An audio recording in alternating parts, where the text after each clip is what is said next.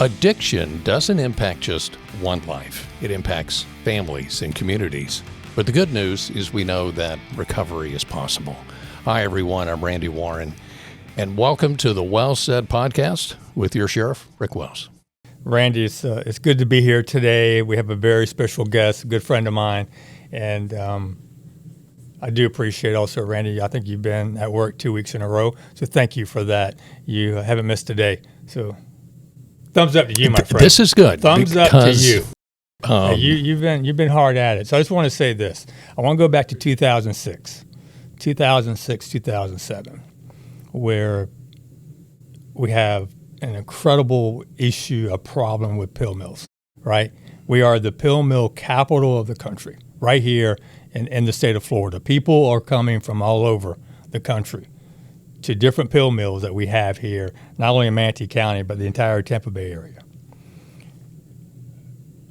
Florida Attorney General at the time, Pam Bondi, she works very hard with the legislators, and we get the pill mills shut down. So you've got these fake doctors, fake scripts, people are addicted to OxyContin, and, you know, these criminals are just making money off of these people that are addicted. So we get the pill mills shut down. Well, we take the pills out of the community, but now these people that are addicted have nowhere to go. Now comes into play heroin. Randy, you know, I've been doing this job for 40 years. Up until that point, I may have come across heroin 2 times in my career, and it was the old tar, 1960 version. Not this heroin. It's powder. It was cheaper than pills, yep. And people it gave them a better high, so they go right from the pills, right, Justin? Go right from the pills, right to heroin, and now we have a totally different addiction problem in the county. Heroin, it was pure, it was killing people. Once again, we don't really have a lot of places to take them, to give them the help they need to beat this addiction. And then to make matters worse, these drug dealers, these killers, they start to introduce fentanyl into the community, and they start cutting this heroin with fentanyl. Fentanyl is 100 times more powerful than morphine. We know it's a deadly narcotic. It's typically used for cancer patients and people with serious medical issues that are just trying to not feel the pain of their particular disease. And incredibly addictive. Incredibly addictive, and people are dying. Yep. And once again, we don't have anywhere to really take these people. We have Centerstone here in Manatee County. They were overwhelmed, but no one was truly, in my opinion, helping those that were addicted. Back in 2016, we opened the recovery pods at the Manatee County Jail. Now, I will be the first one to tell you, I have no sympathy whatsoever for a drug dealer. We will put them in prison for as long as we possibly can. When you're selling poison that you know is killing people and you don't care, I got no use for you at all. But we have a lot of sympathy with those that are addicted, and that's been our goal, to try to help those that were addicted. So when they come to the jail because they've committed a crime to support their addiction, mind you, we try to take that opportunity to get them into the recovery pods, to give them the help that they need to hopefully get them into a different part of their life, to get back to where they want to be. And this is they're already sitting each and every day inside the Manatee County Jail, so let's give them an opportunity to participate. And that's where Justin comes in. And he has a great story, and I want him to tell his story. But Justin and I have become really good friends because he has the same passion. Him and the people that he works with, they have the same passion that I do, and let's truly help those that are addicted to these extremely powerful and deadly narcotics that we have, not only in our community, but the community all over the country. So, Justin, yes. welcome. Thank you, That brother. was a heck of a lead, right? was awesome. Right It into was, you, right, baby? That was serious. It got me thinking. I got plenty of stories about that stuff that you were describing earlier. I think we're past the statute of limitations, right? I think you're good. Yes, sir. I'll say it was, the chaos was so crazy going back to that beginning. I was there for it, and a lot of it wasn't fake doctors and fake scripts. It was people that I knew filling up pickup trucks and SUVs full of people and taking them to these doctors in Tampa and deleting the personal info and putting your info on it with the MRI, the injury, what you were getting prescribed earlier, and you would take that in there. Doctor would be like, yep, all right, that's what you're getting before. Here's what you're getting now. And we take the whole carload of people to the pharmacy, and everyone's cashing in. I mean, it was chaos, man. I know people that were going to like 20, 30 doctors a month. It was insane. And the epidemic happened exactly like you said it did. The market is flooded with pills. Everybody has them, so everybody's doing them. I will say, at least with the pill from the pharmacy, at least you do know what you're getting and the milligram that it is. As the crackdown started to happen with DEA and stuff, so that, exactly like you said, no, that stopped the supply of pills coming on the market. Now, well, first what it did is it drove the price up. So because supply and demand, just like any market, there's less supply out there. So now all of a sudden people are charging $25, $30, $35 a pill. That gets out of control quick. And then they're coming around with bags of heroin for $20. That's what kind of moved everybody towards the heroin. And I'll say some of it wasn't even that strong. People were just calling it heroin. I'm not exactly sure what it was, or they cut it too much. And then that opened the door for the fentanyl. So fentanyl's cheap. It's going to get people super high. They're going to want more of it. And then the problem was you had a bunch of dealers that didn't know what they were doing, mixing it incorrectly. So, I mean, we're talking granules of this stuff makes the difference in life or death. So when they're not mixing it correctly, one bag has 20 granules, one bag has one. So people are falling out with the stuff, or they didn't cut it enough, and then people were just falling out left and right. And to be real, I believe that's why God got me out when he did in 2013, because drug dealers are not chemists. Yeah. Right. Yeah. Right. Like, I promise you, I would not be here if I was still using then, because I would have just got some of that and it would have been over for me. I know hundreds of people that I knew personally died during that. So Justin, I know, our listeners, we have probably everyone in this community knows someone, either a family member, a friend of a friend, Yes. that that was addicted to either pills, heroin, fentanyl, all the above. Absolutely. And we know that during those times of addiction, it's hard for families to understand what their loved one is going through, and it's almost impossible for them to help them. Yep.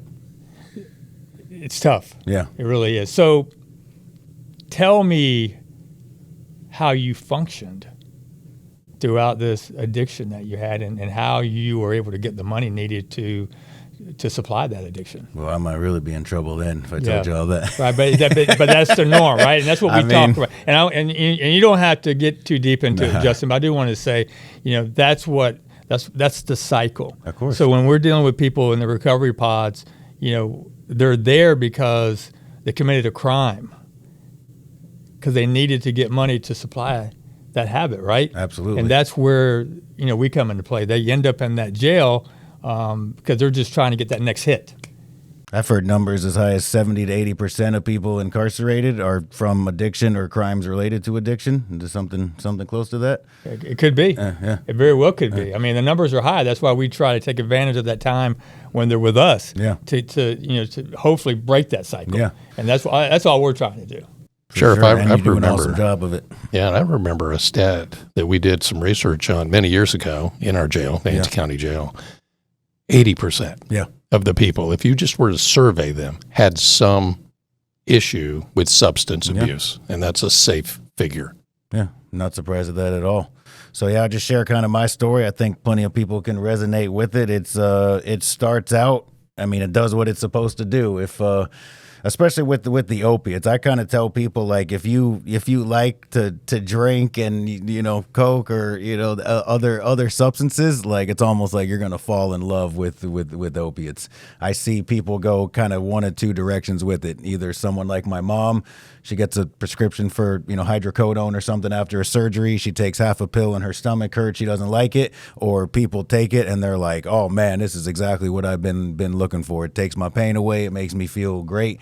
And that's the direction that I went in. Actually, my son's mom, we were together at that time. She was the other direction. She would take it. It would hurt her stomach. She didn't really do it. I loved it more than anything. And that's what started causing the divide in our family unit there. And, you do what you can to get by at first, to a certain extent. As long as you have something, you can still work.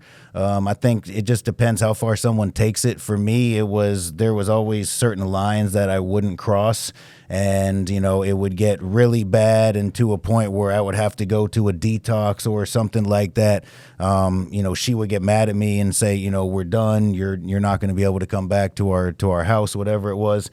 And I would get sober for a minute and make all the promises, which I meant at the time. I knew what I was doing wasn't what I was supposed to be doing. I didn't want to keep doing that.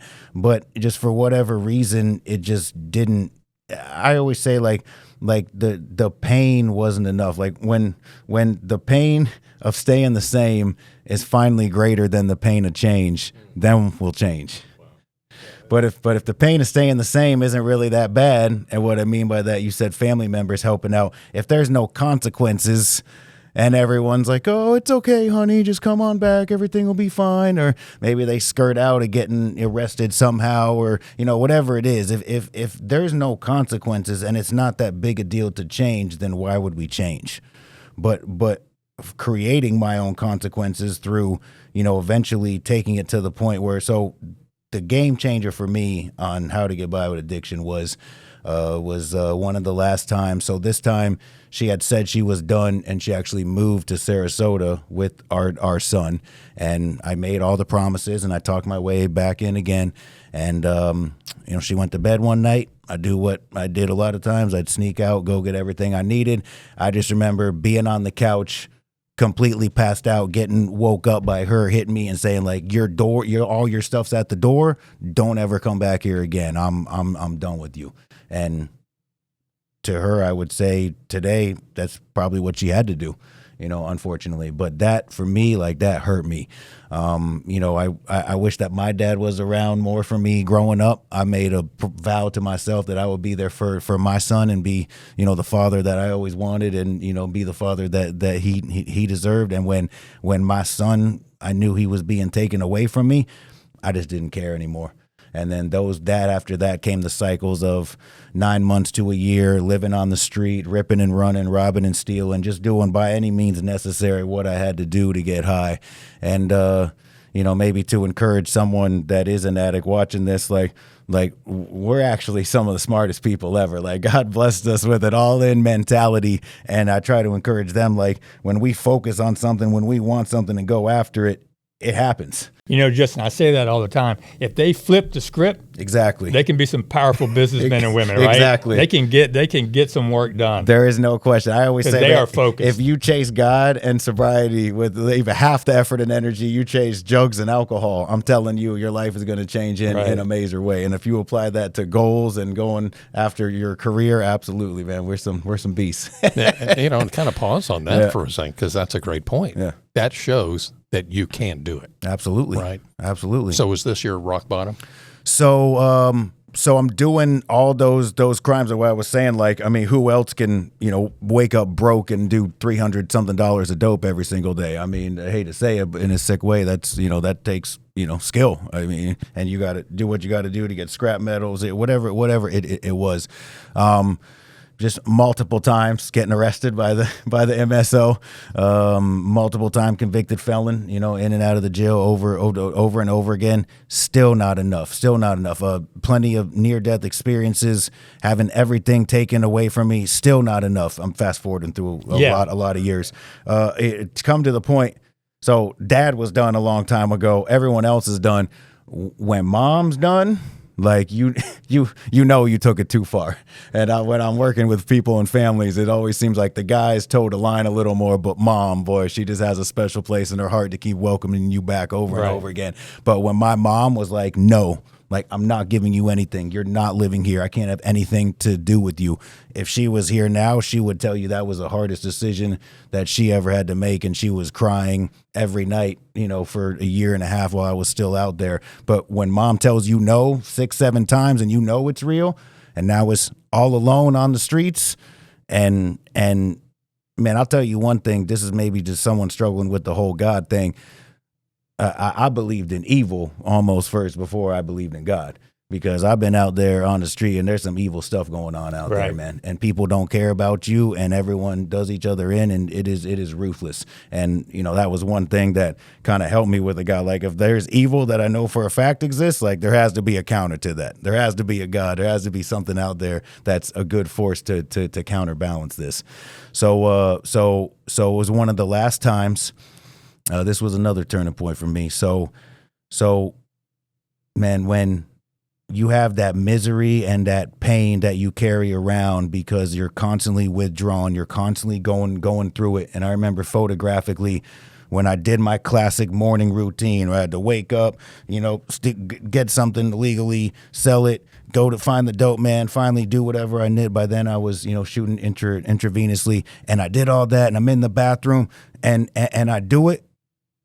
And it does absolutely nothing for me. And I'm still just as miserable as I was before I did it. That was rock bottom for me, man. When it just doesn't do anything anymore.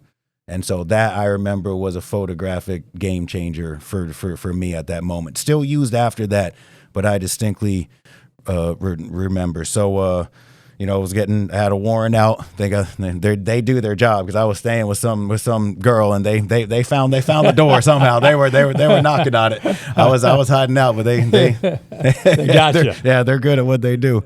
So eventually, so I'm back in jail serving that, and I don't know, man, something I felt like inside of me changed, that I was tired of losing. I was tired of the same thing happening over and over again. I was tired of gaining a little bit and giving it all back. I was tired of hurting myself and everybody around me. And I got so many stories, but a lady that was my second mom, that a good friend of mine, Autumn, family friend, her mom Terry, and I was supposed to go see her a couple times. She's on her deathbed basically, and Autumn was like, "Hey, I know what you're doing. I don't care. I'm going to pick you up. I'm going to take you to see mom so you can see her once before she dies." And of course, I got some money in my pocket. I didn't meet her when I said I was going to meet her. And I'm in the jail, and I was actually talking to my mom on the phone, and she was like, "Hey, just wanted to let you know that Terry died last night." And I was like, man, that hit me like a ton of bricks. Like you selfish son of a gun, man. All you care was about yourself, and you couldn't even go see this poor lady before she died. Thinking of my son out there. Just, it was those moments. And I'm coming out of the jail. So I always joke with the guys at the pod. I had to do the walk of shame, from the jail to the front. I guess you guys get the golf cart of shame now, because they take them up there now, don't they? We help them out. That's right. We give them a little ride. We back in the day, Right. we had to take the walk Right. of shame, and I'm coming out there with no money, no friends, no family, no job, no vehicle, nothing to my name. Don't know what I'm going to do next. God puts Terry's son out there in the parking lot at that exact moment, and I hear, Justin. I turn around, it's him.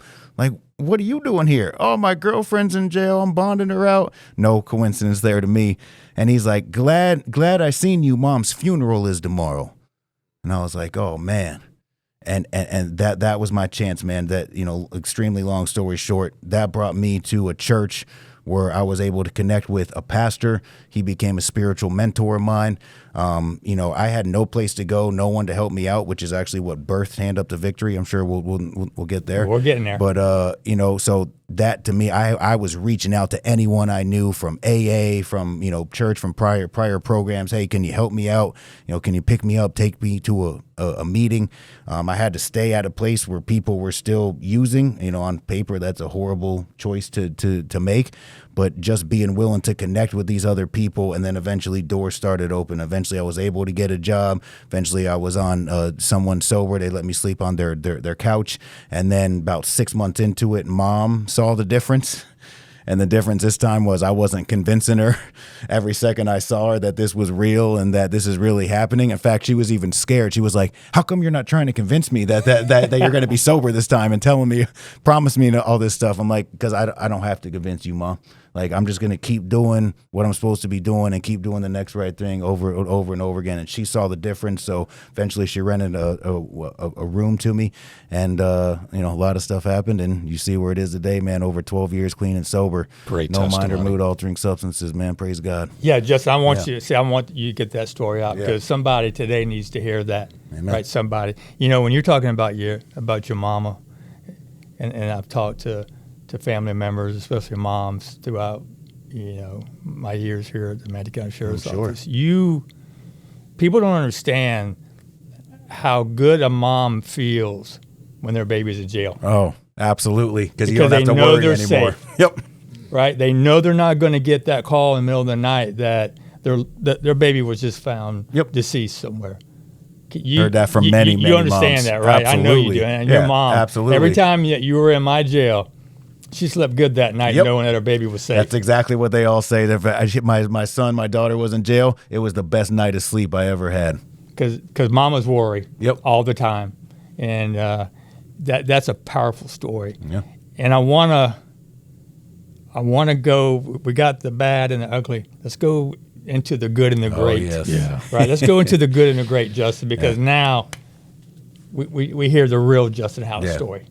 Let's take us there. Well, I wanna say something that's gonna be emotional for me, but the first thing is, number one, anyone listening, multiple time convicted felon, like, people shouldn't be having anything to do with me, and the fact that I'm having meetings in the sheriff's private boardroom, that he's inviting me on his podcast. Like, if you don't believe in God after that, I don't know what to tell you. Amen, brother. And you play a vital role in where I'm at today, because when we started Hand Up to Victory, and we'll explain that more in a second, when you fully partnered with us, when you looked me in the face and when you said, you know what, I'm not partnering with anyone else that's in recovery because it blows up in my face every single time. But I believe in you. I believe in what you're doing, and you got my full support. Man, I can't tell you how much that means to me, that it meant to me at that time. And part of the things that I have, like a checklist of things that oh man, I'm emotional here.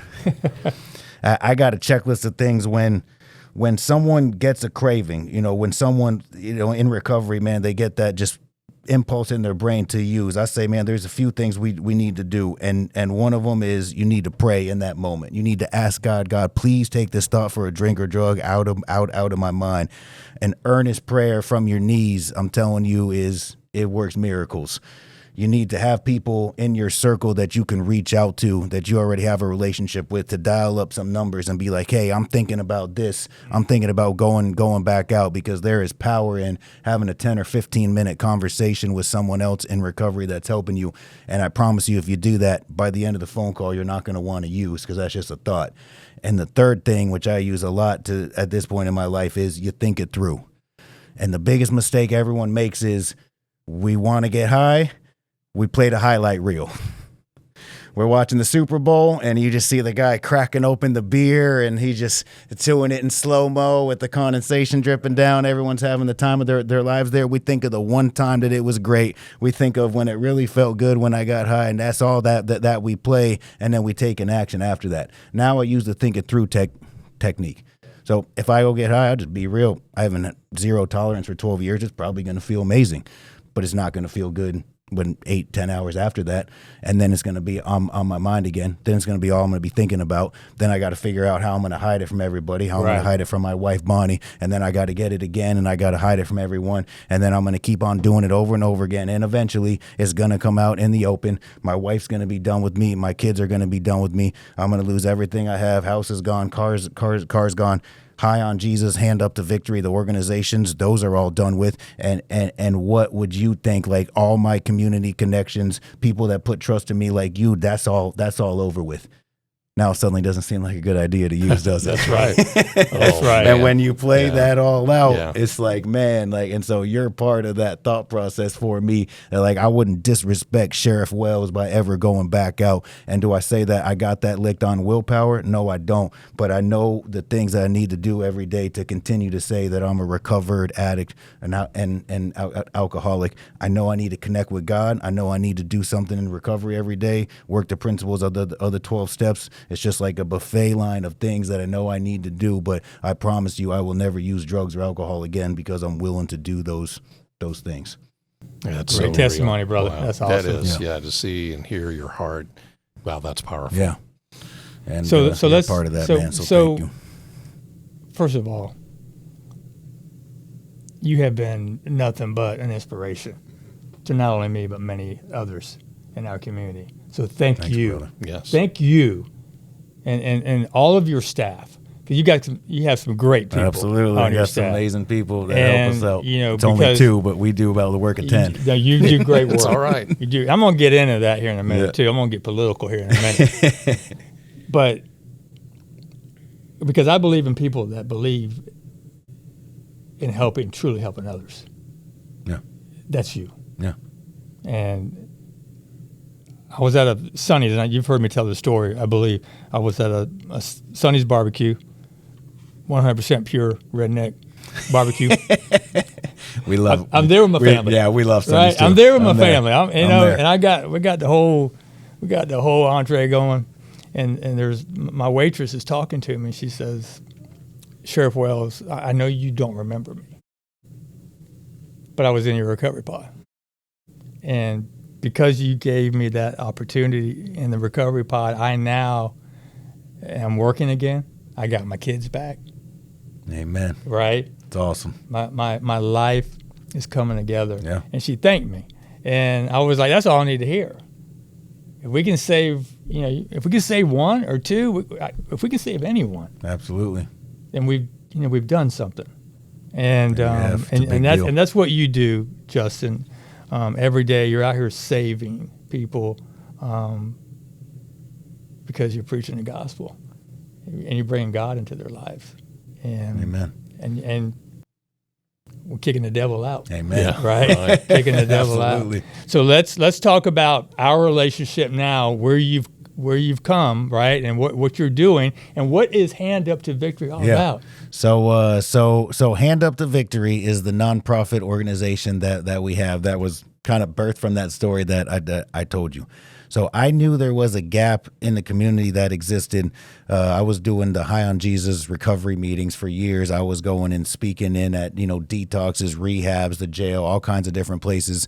And people were coming to me after those meetings and being like, hey, I get out of jail in 10 days, or hey, I'm on the street right now, or I'm out of this program soon. Man, I want to join you. I want to change, but I don't know, where am I supposed to go? And I'm like, I don't know. I kind of started doing my research and already kind of knew long-term programs sometimes can take weeks or months to get into. I know the recovery homes, they all need, money to be able to enter into them. And there was a while I didn't have an answer. And the saddest, one of the things I remember is one time I had to take the guy back out to his tent out in the woods because I didn't have another answer for him. And I was like, man, this guy dropping him off. This guy's got no chance. And I don't think I ever saw him again after that. He's not going to get sober out here. He's around the same people, places, and things. Everyone's doing the same exact stuff. So I was like, but God put it on my heart, then we got to do something about this.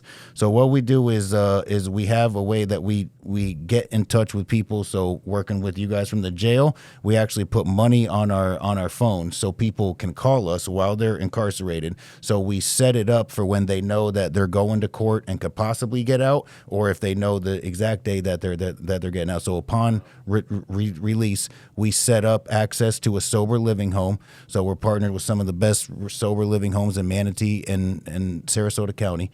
We find the bed for them. We help them to get access into it with the financial start.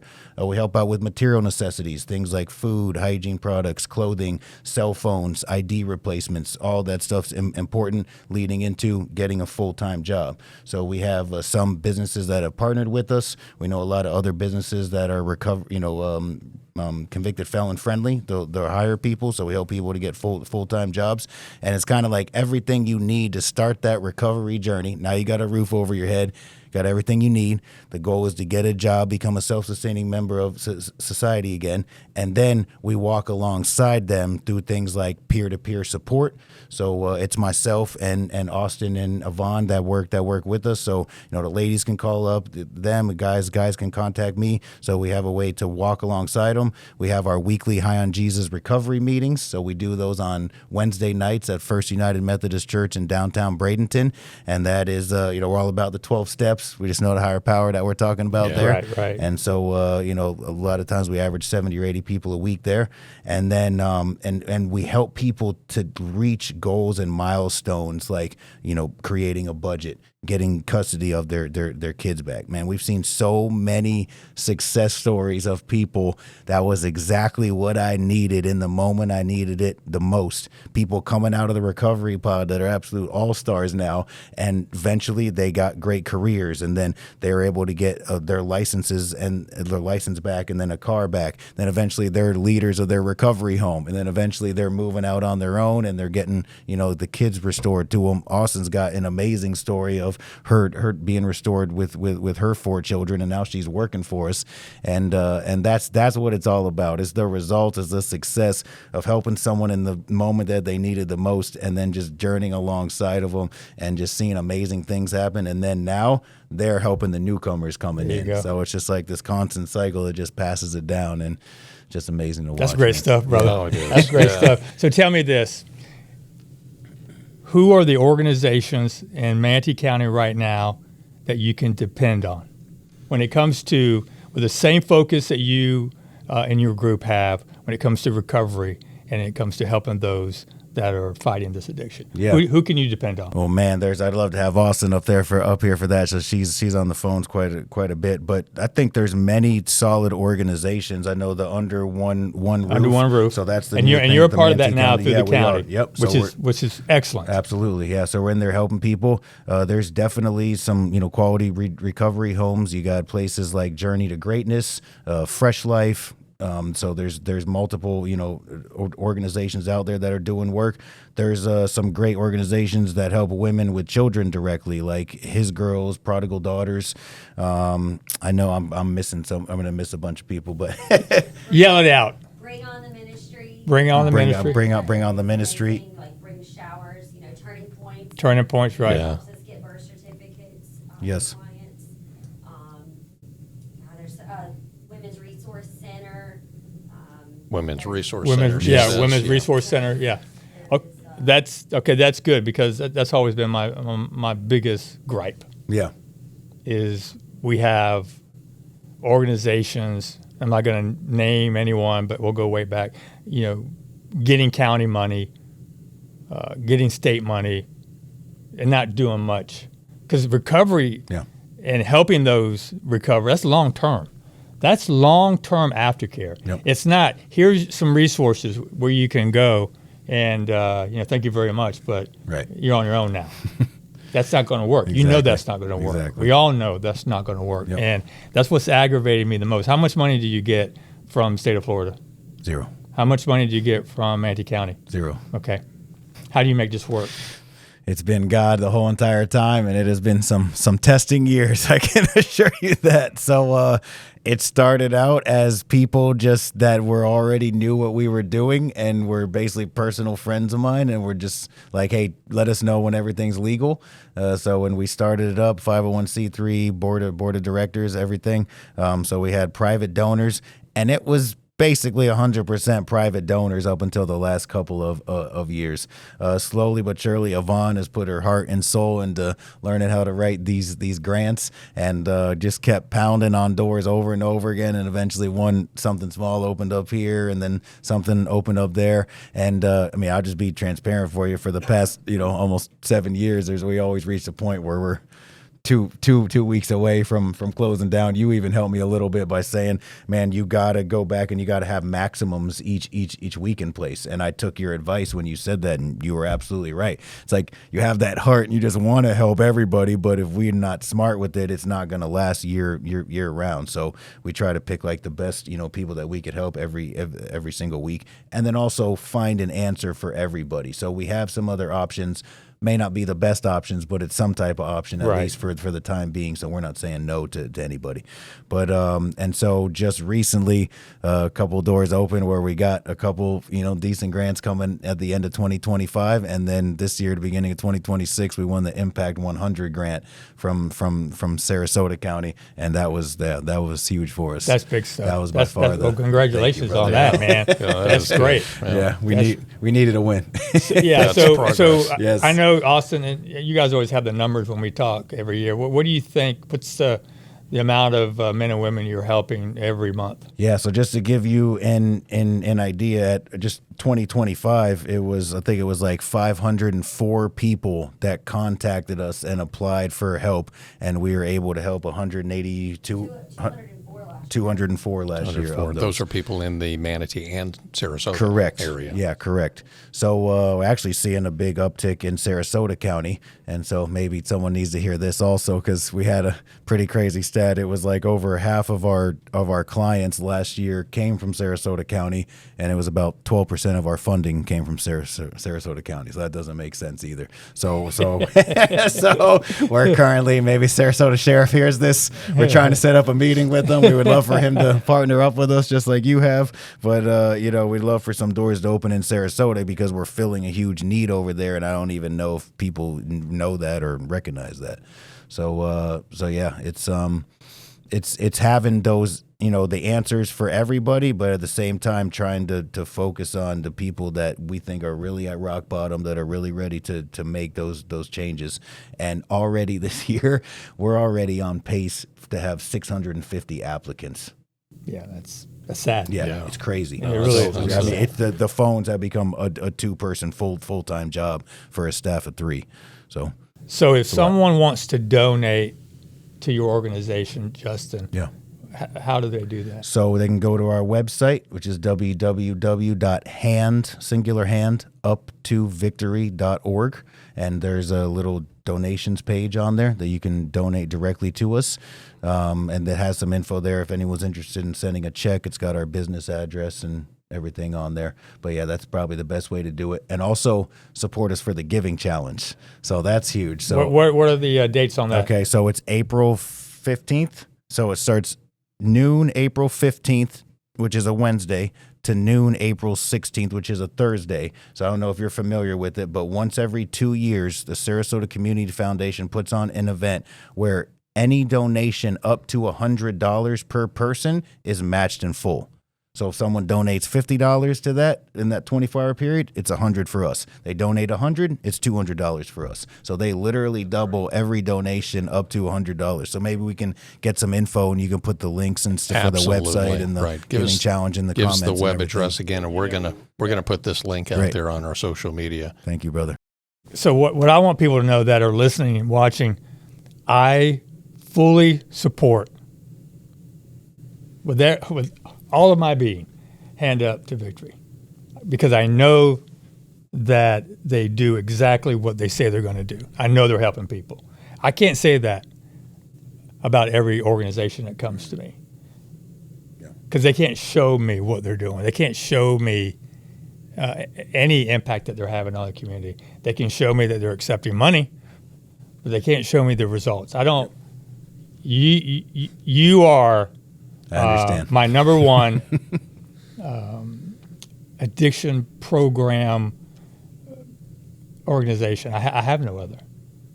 We send everyone all the resources we have, anything that people want to find out about recovery. We use you.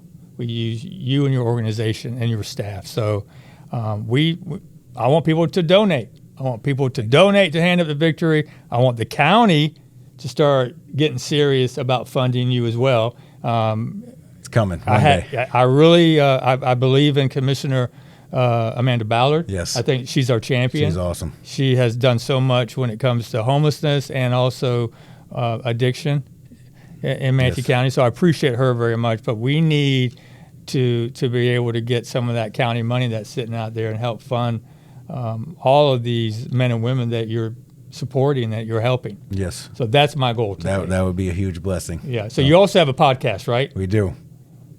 So What is that? So it's a High on Jesus podcast. It's on my channel, Justin Halas, my name, Halas, and yeah, it's just we kind of just bring really just topics I believe for anyone, but it's just any and struggle or anything that anyone can encounter. Obviously, we got a Christian theme to it. We're helping people in recovery through it also, but we chop up some great topics and we give some good insight on a lot of things. So I'd love for people to check that out as well. Absolutely. We'll help promote that as well. Thank you, brother. High on Jesus. Yes. with We were, Justin Halas. I just can't tell you how much we appreciate you. Yeah. And if man. your story is powerful, I hope people take a couple of minutes to listen Yeah. to everything that you've gone through and where you're at today and how you got here. And you have any last words, anything you want to say before we Man, give it to Big Randy Warren over here to cut it out?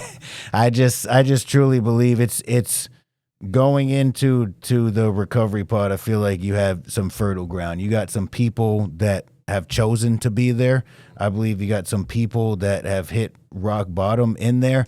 It's just the thing that I could put out to anyone out there that's listening, or maybe they have a loved one that struggles with it. It's just, you have to know what I tell the people in the pod. All this in here that you're getting, like, this is awesome.